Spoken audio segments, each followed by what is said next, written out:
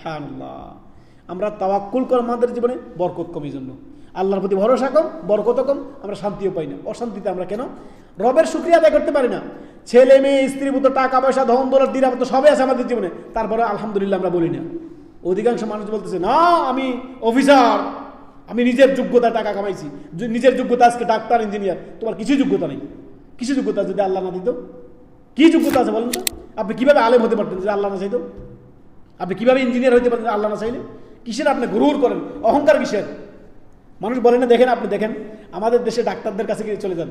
গত ছুটিতে আমি এক ডাক্তারের কাছে গিয়েছি, ভিজিট বাই 1000, কয় হাজার? 1000 টাকা ভিজিট। আমি আমার থ্রোট দেখাবো, সময় নিয়েছে মাত্র 1.5 মিনিট। কয় মিনিট? কি সমস্যা ভাই বলেন, তাড়াতাড়ি বলেন, সিরিয়াল আছে। বললাম তো 1000 টাকা 1.5 মিনিটে। সুবহানাল্লাহ। আরে এই পেশার মতো পেশা তার দুনিয়াতে আর নেই। টাকা টাকা, এই যে জালেম, মানে রুগী গেছে, রুগীর কথাগুলো শুনবে একটু ধীরস্থিরভাবে, তার কাছে সময় নেই, তার পিছনে দাঁড়িয়েছে এই যে বান্ডেল। সুবহানাল্লাহ। ওই যে ডাক্তার বলেন, ইঞ্জিনিয়ার বলেন, আলেম বলেন, দুনিয়ার পুঁজিপতি বলেন, সবে আল্লাহর দান। কার দান?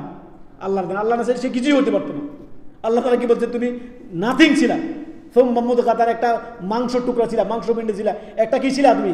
একটা নুতফা ছিলা তুমি, সেখান থেকে আমি তোমাকে অস্তিত্ব দিয়েছি। আর মানুষ বলতেছে অহংকারের শেষ নাই, অহংকার দাম্ভিকতা শেষ নেই। আল্লাহ আমাদেরকে বোঝার তৌফিক দান করুন।